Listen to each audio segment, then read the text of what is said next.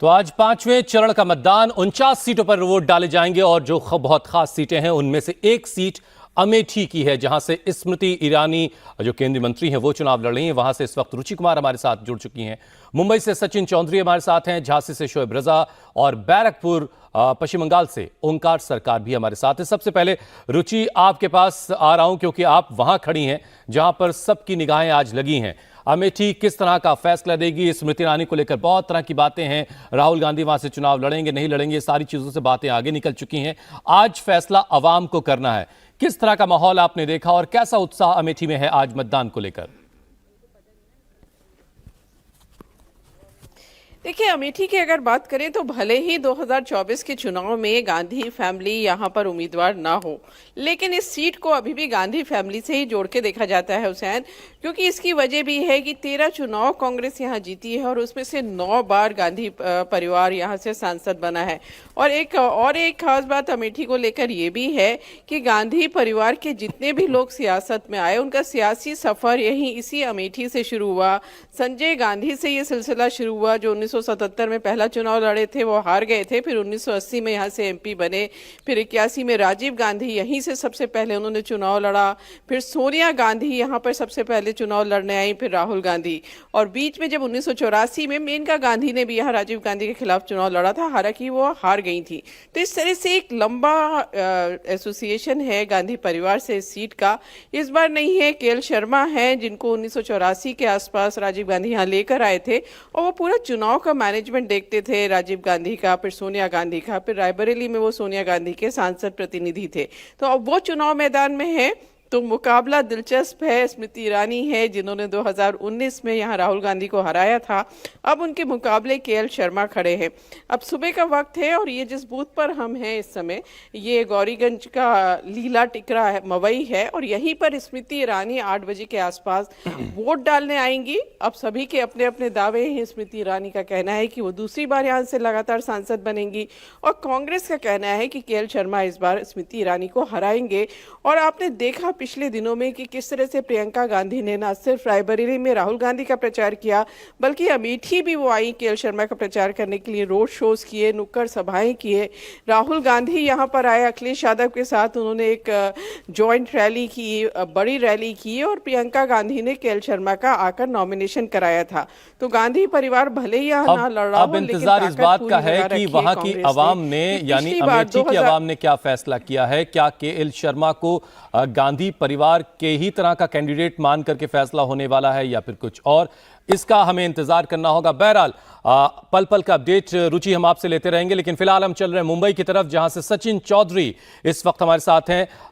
सचिन, पीयूष गोयल बनाम भूषण पाटिल का यह मुकाबला कितना दिलचस्प है और कैसा आप माहौल देख रहे हैं वहां पर? जी बिल्कुल, मुंबई की 6 सीटों की बात करें तो पिछले चुनाव में यहाँ पर एनडीए ने सभी 6 सीटें जीती थी, लेकिन तब शिवसेना जो है, उद्धव ठाकरे संयुक्त शिवसेना थी और दोनों एक साथ थे, लेकिन शिवसेना में 2 फाड़ हो गए हैं।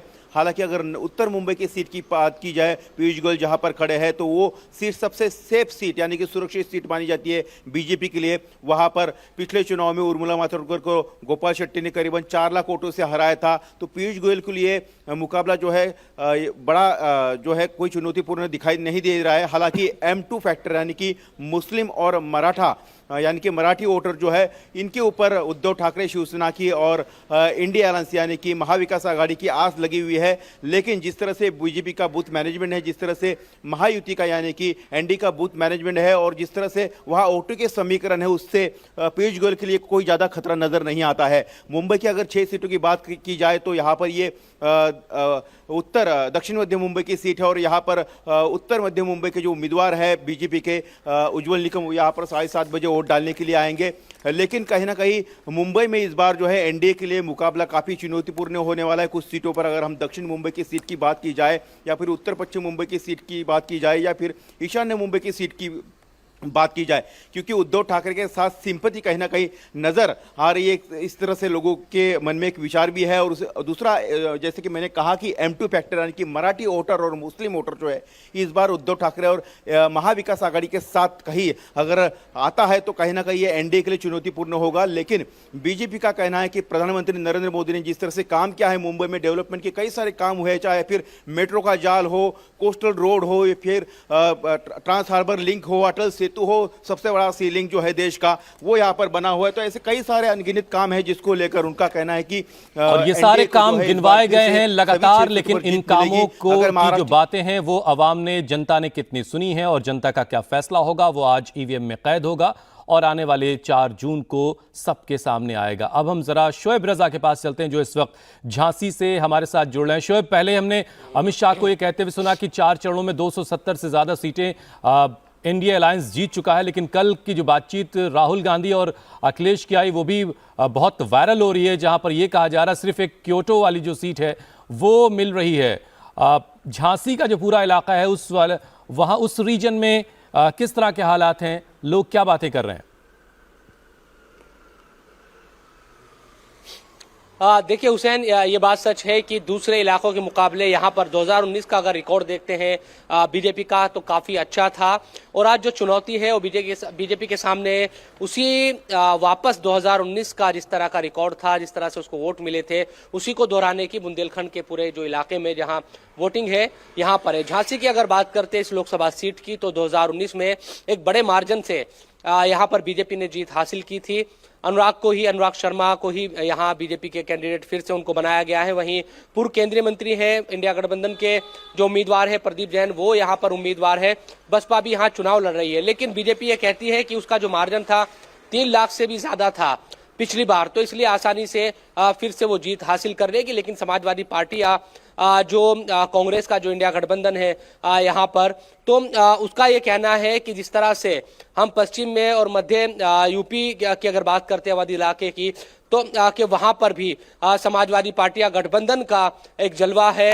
और कल इस तरह से फूलपुर से भी तस्वीर आई है। तमाम जो दावे हैं वो इंडिया गठबंधन की तरफ से कहे जा रहे हैं कि इस बार बदलाव की बयार है।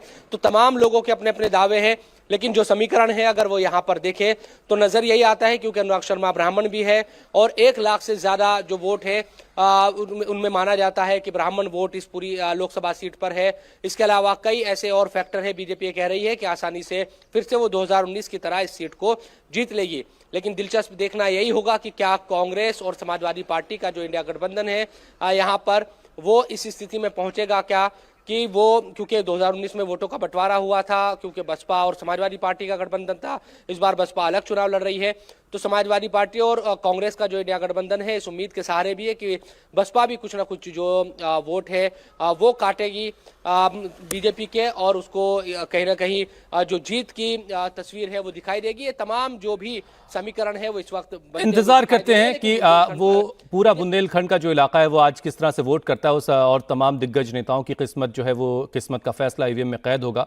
ओंकार सरकार इस वक्त हमारे साथ बैरकपुर से हैं। पश्चिम बंगाल की आज 7 लोकसभा सीटों पर मतदान होना है। ओंकार, क्या अपडेट है आपके पास, कैसी तैयारियां देख रहे हैं?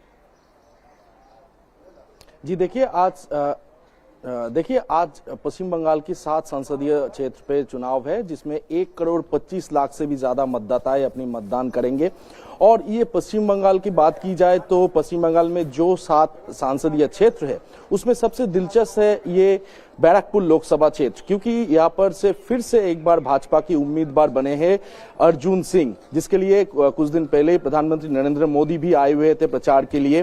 तो 2019 साल में उनको तृणमूल कांग्रेस की ओर से टिकट नहीं मिलने से वो उन्होंने पार्टी बदल की और भाजपा में शामिल हो गए, और भाजपा में शामिल होकर उनको टिकट मिली और वो इस जो संसदीय क्षेत्र है यानी कि बैरकपुर, यहाँ से जीत हासिल की। लेकिन जीत हासिल करने के कुछ ही महीनों में उन्होंने फिर से टीएमसी में शामिल हो गए, और टीएमसी में शामिल होने के बाद इस बार यानी कि 2024 साल में उनका उम्मीद था कि वो टीएमसी से कैंडिडेट बनेंगे। लेकिन टीएमसी का कैंडिडेट घोषणा जब हुआ, ममता बनर्जी जब घोषणा की ब्रिगेड परेड ग्राउंड में, तो देखा गया कि अर्जुन सिंह का नाम उस लिस्ट पे नहीं था। तो फिर अर्जुन सिंह ने फिर से अपनी पार्टी बदल ली और भाजपा में शामिल हो गए और फिर से भाजपा की उम्मीदवार बने। तो आज अर्जुन सिंह भाजपा की उम्मीदवार है और उनके खिलाफ पार्थ भौमिक है, जो कि तृणमूल कांग्रेस की राज्य मंत्रिसभा की सदस्य भी है, और उनका खिलाफ, और यानी कि अर्जुन सिंह के खिलाफ और अर्जुन सिंह अपने बयानों के लिए काफी जाने भी जाते रहे। से भी ज्यादा रुचि हमारे साथ इस अमेठी तरफ से है, जाते हैं। मुंबई से आज सचिन है, झांसी से शोएब रजा है, ओंकार सरकार बैरकपुर से हैं। हमारे और संवाददाता अलग अलग जगहों से हमारे साथ लगातार जुड़ते रहेंगे, जिनसे पल पल का अपडेट हम लगातार आप तक पहुंचाते रहेंगे।